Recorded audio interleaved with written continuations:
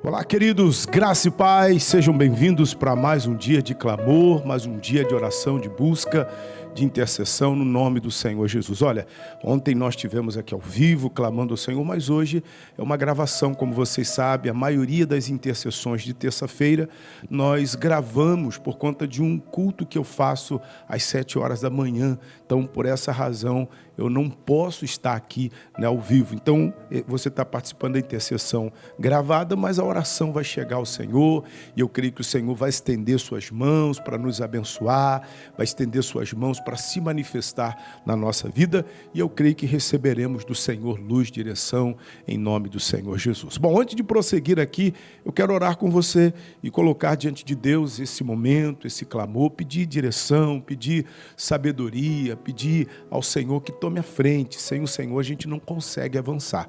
É necessário ter luz, entendimento, direção do Senhor para que a gente consiga cumprir o propósito. Então, se possível, feche os seus olhos, ligue o pensamento em Deus, vamos orar, vamos falar com Deus, vamos colocar diante de Deus esse momento. Se possível, feche os olhos. Pai, no nome do Senhor Jesus, eu venho com todas as pessoas que estão conectadas conosco, primeiro agradecendo ao Senhor por mais um dia, mais uma chance, mais uma oportunidade. E também oramos colocando em Tuas mãos, Senhor, este momento, pedindo ao Senhor que seja conosco, que nos capacite, que nos dê direção, nos dê entendimento. Nós reconhecemos que sem o Senhor nada podemos fazer. Tome a frente, Senhor, guie os nossos passos. Espírito Santo, traga a luz, a revelação, o entendimento da palavra para que possamos caminhar dentro da sua vontade. Nós oramos no nome do Senhor Jesus e agradecemos. Amém. Amém? É isso, queridos, estamos com certeza diante do Senhor e eu creio que o Senhor está atento às nossas orações. Quero lembrar a todos que nesta quarta-feira agora nós teremos a oração da quarta vigília da noite.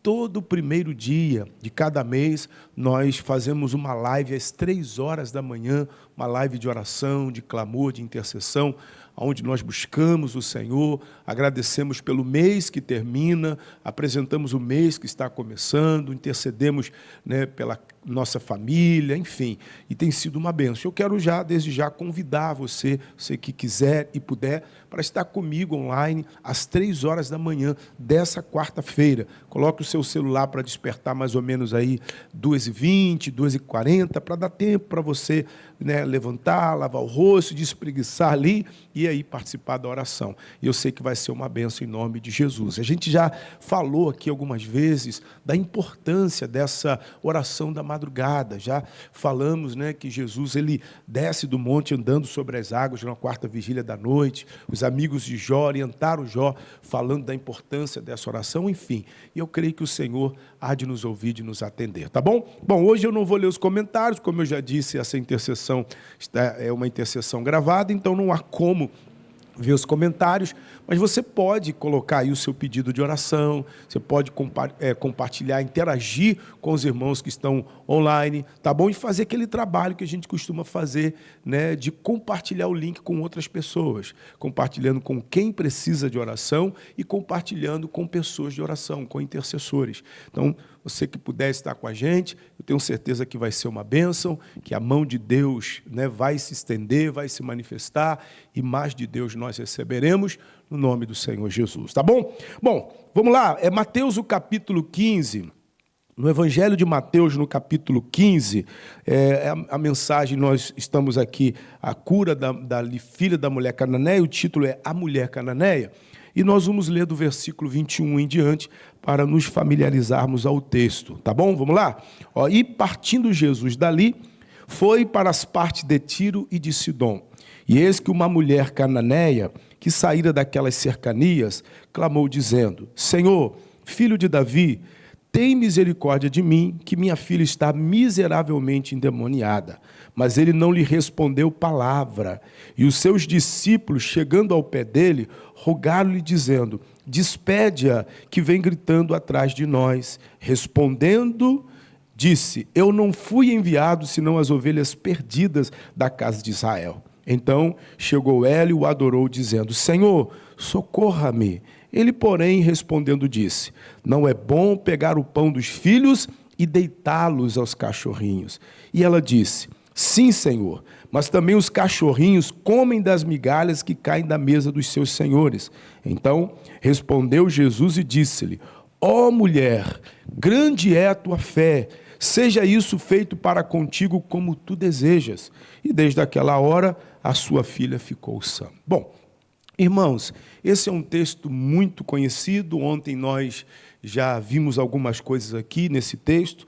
No primeiro versículo, né, no segundo versículo que foi lido, no versículo 22, a gente já recebe alguns entendimentos. A primeira coisa que falamos aqui foi o fato dessa mulher não ter terceirizado, né, essa batalha, essa busca pela filha dela. Ela mesma foi ao Senhor Jesus pela filha dela. E o que nós entendemos é que você pode, numa guerra, numa batalha, né, ter pessoas com você, que ajude você em oração, que caminhe com você, que guerreie com você. O que não pode, em muitas batalhas, é pessoas que substituam você, que faça por você, que vá por você. Porque tem batalhas que a pessoa tem que estar à frente. Ela não pode terceirizar, transferir para outra pessoa essa responsabilidade, né? E tem muitas pessoas que, às vezes, fazem isso. Algumas, eu acredito, até por falta de entendimento. Ora por mim, ora pela minha família, intercede pela minha casa, estou passando uma luta.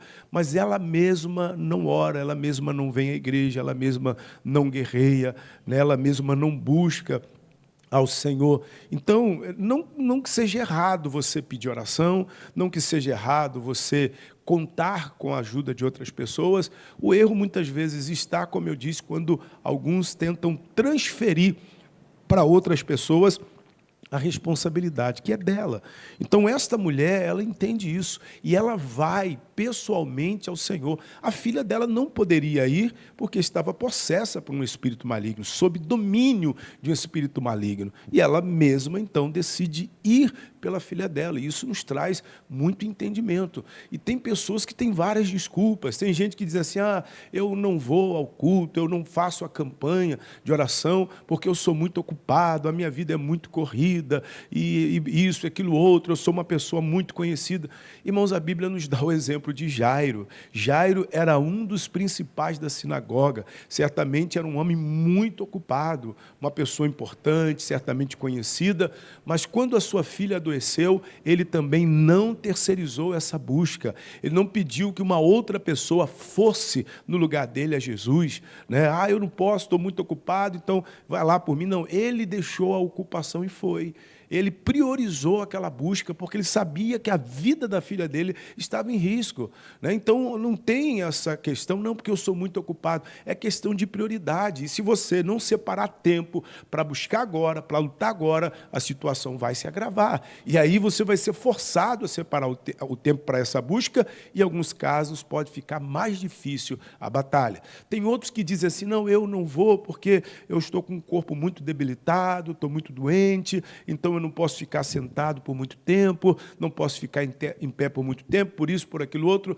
Irmãos, a Bíblia dá o exemplo da mulher da hemorragia, a mulher do fluxo de sangue, 12 anos perdendo sangue, ouviu falar de Jesus e não terceirizou, não pediu que uma outra pessoa fosse. Ela mesma foi ao Senhor Jesus, ela mesma saiu da casa dela, por entre a multidão, contra tudo, contra todo, contra as regras da época, certamente o corpo enfraquecido, debilitado, mas ela vai a Jesus e recebe a cura. Então, queridos, mesmo que você talvez diga: eu não posso, não consigo, estou assim, estou assado, venha.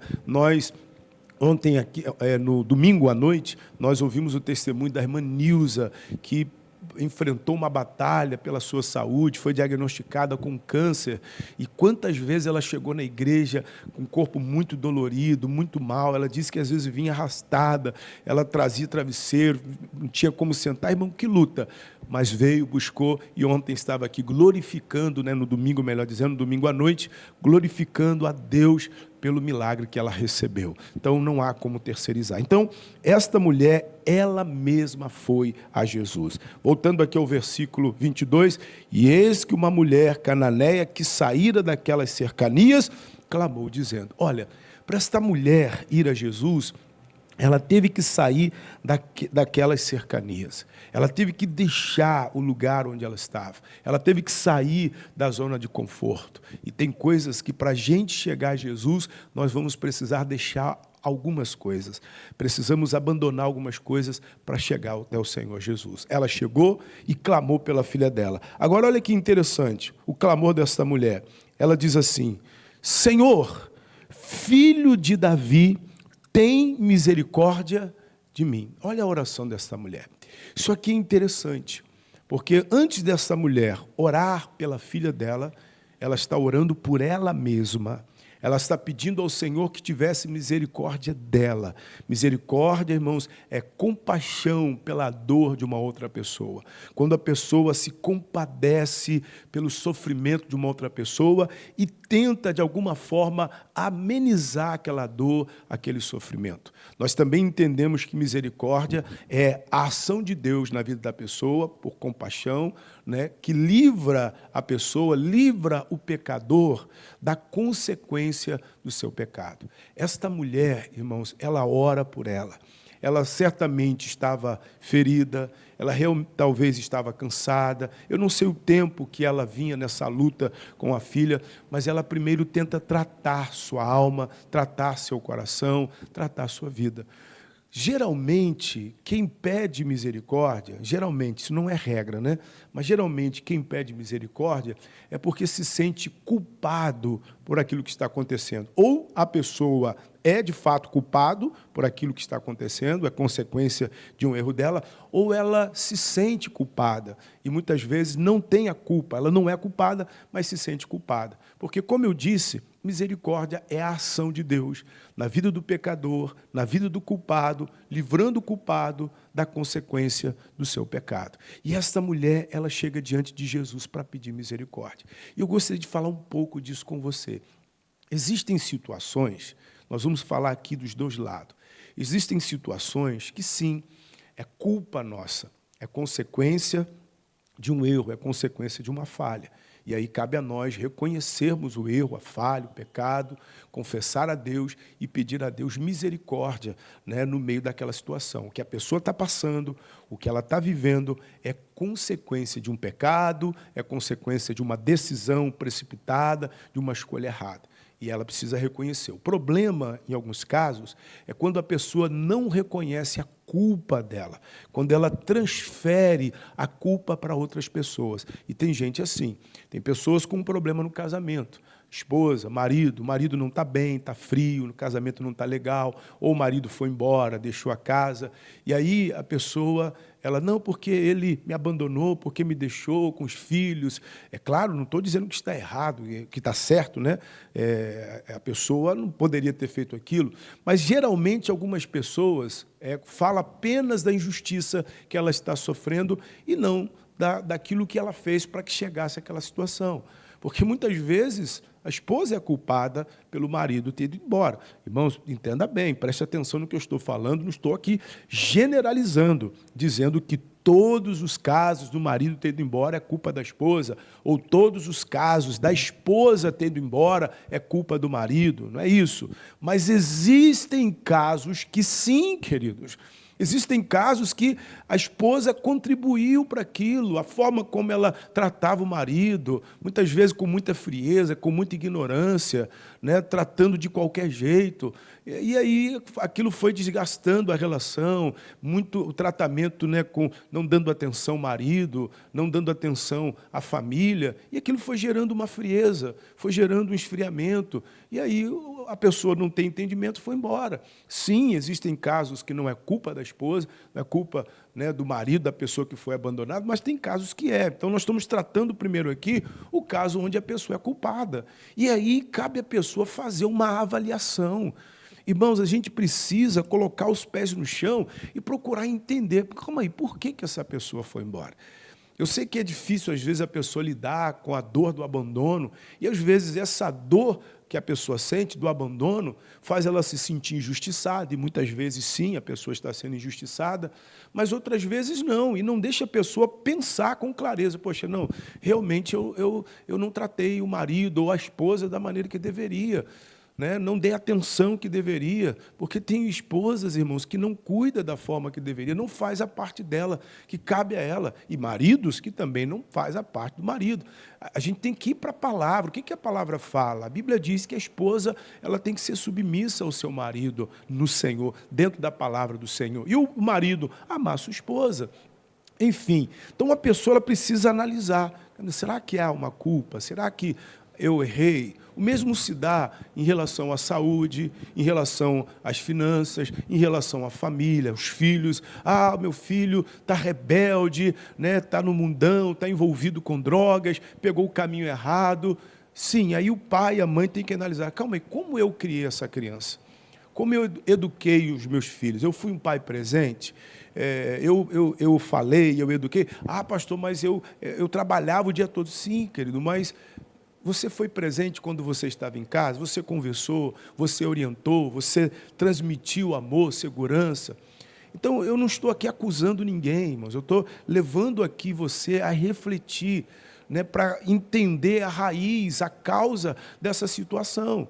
E pode ser que realmente haja uma culpa, pode ser que realmente é consequência de uma atitude errada. E é necessário a pessoa chegar diante de Deus reconhecendo isso, porque tem situações que não mudam, porque não há o reconhecimento da pessoa que a culpa é dela, daquilo que está acontecendo, que ela deu legalidade, ela fez o que não deveria, né? Ela comprou o que não deveria, a pessoa está numa dificuldade financeira, num aperto, mas ela usou o cartão que não deveria, gastou mais do que não deveria, não tem controle. E aí a pessoa se encontra numa situação difícil. Ah, foi mandada embora, perdeu o emprego, mas ela também não contribuía com a empresa, não chegava no horário, sempre dando migué. Então, é refletir. A Bíblia nos fala de Jonas, que era um servo do Senhor, que tinha uma missão. A missão era ir a Nínive e pregar para aquele povo. Jonas toma a decisão de ir para o lado oposto. Ele entra no navio, compra a passagem, né? Entra no navio para ir para Tarsis, chega lá, ele desce no porão e dorme. Levanta-se uma tempestade. Irmãos, o entendimento dos marinheiros é algo tremendo. Eles começam a refletir, calma aí, por que isso está acontecendo? Tem alguma coisa que é errada, tem uma culpa, né? E aí a Bíblia diz que eles acordaram Jonas, que estava no porão, falou, acorda, o que você tem, dormente? Clama o seu Deus. E aí lançaram sorte ali para tentar entender de quem era a culpa por aquilo que eles estavam passando. Porque eles entenderam que havia uma culpa, né? Que havia alguma coisa que estava dando legalidade àquele mal vir contra eles. E aí eles descobriram, a culpa caiu em Jó, foi certeiro, e aí Jó fala o que estava acontecendo. Olha, eu sou hebreu, sou servo de Deus e estou fugindo. Os caras, rapaz, em outras palavras, você é louco? Como é que você faz isso? Eles entenderam que Jó era o culpado. O próprio Jó, irmãos, foi quem sugeriu... Desculpe, o próprio Jonas, me perdão.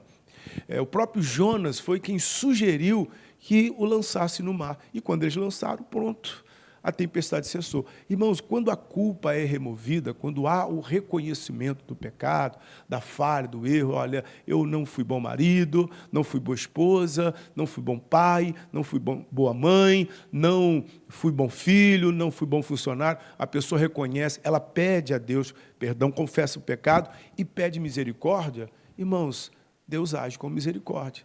Uma vez que a culpa é removida, e isso acontece com arrependimento, confissão e abandono do pecado, a maldição é quebrada, o mal é retirado. Então, primeiro ponto que a gente precisa entender aqui, né, analisar, existe uma culpa, existe na minha vida uma legalidade para isso que está acontecendo?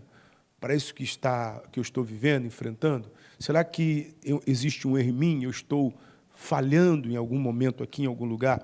Irmãos, é importante você analisar isso. Agora, o outro lado, as pessoas que se sentem culpadas quando não há uma culpa. Né? Porque tem casos de pessoas que elas realmente cometeram um erro, mas já se arrependeram do erro, já confessaram, Deus já perdoou o pecado, nem lembra mais, mas essas pessoas ainda se sentem culpadas, elas não conseguiram perdoar a si mesmas. E tem pessoas assim, que elas não conseguem se perdoar. Tem gente que sente uma culpa que não existe. Não tem nada a ver com ela, mas ela se sente culpada. Tem gente que se sente culpada por um erro cometido no passado, que já confessou e Deus perdoou, não existe mais, mas ainda se sente culpada e ela não consegue se perdoar.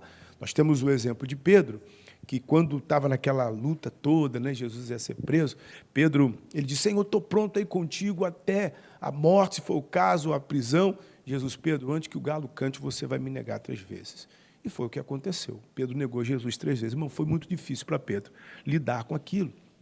Ele passou, né, por um momento muito difícil. E Jesus, antecipadamente, havia alertado Pedro. Disse, olha, Pedro, Satanás te pediu para se andar como trigo, mas eu roguei ao Pai por ti para que você não desfaleça na fé.